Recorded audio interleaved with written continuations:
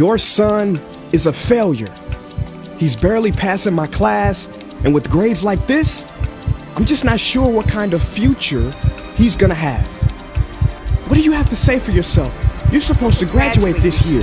Listen to Mr. Johnson. What kind of future do you think you're gonna have? With all due respect, don't call me a failure. Failure is an event, not a person, in fact. And you talk about the future, Mr. Johnson, but you're not preparing us for that. Excuse me? Just listen to what I'm saying. This should be good. Would you agree that in the future, most careers will become automated? Yeah, so? So the people who succeed will have to be curious, innovative, with resilience to adapt to new changes. What's your point? My point is, the focus in this school is not on that. It is on regurgitating information and test taking, and that's just real. But in today's world, creativity is the most important leadership skill. Oh, that's how you feel.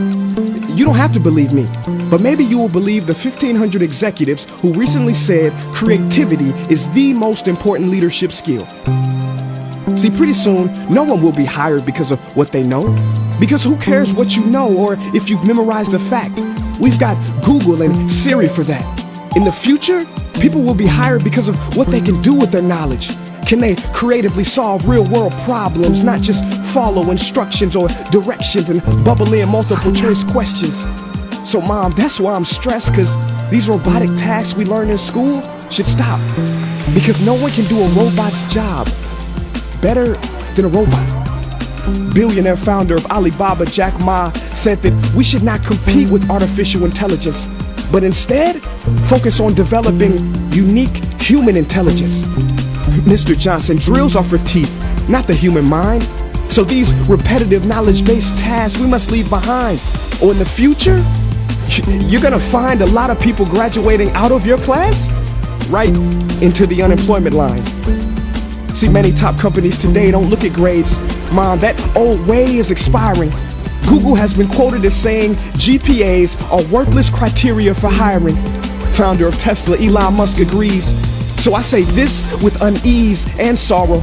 If you continue to teach today as you taught yesterday, then you rob us students of tomorrow. Mr. Johnson, I'm gonna keep it real with you. Sometimes sitting in your class is tough. I'm constantly thinking, if I don't look up at the clock, maybe it'll speed up. So I listen to you do my work and pay attention, feeling like an hour had to have gone by, but it was only 3 minutes. So if you wonder why we're bored in class, look, you want to get a kid to hate reading? Give them this, a school textbook. And some people think it's our fault, and that hurts me. They say you can lead a horse to water, but you can't make him drink. And to that I say no. Firstly, you can put salt in that horse's hay and make him thirsty. And if you bring joy in your classroom, you can make any bad student nerdy as he or she discovers the beauty of truly learning. Mr. Johnson, I mean no disrespect. You have the most important job on this planet. You build, create, and save lives.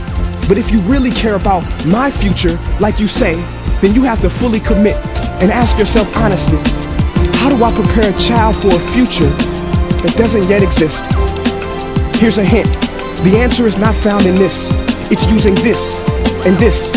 See, in the future, we will need more passion and compassion. People with inspired hearts and wisdom to uplift this planet.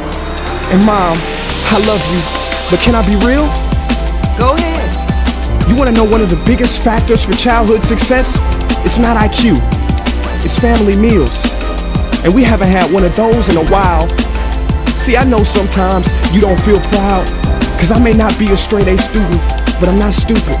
These tests may be 70% of my grade, but they're 0% of my future.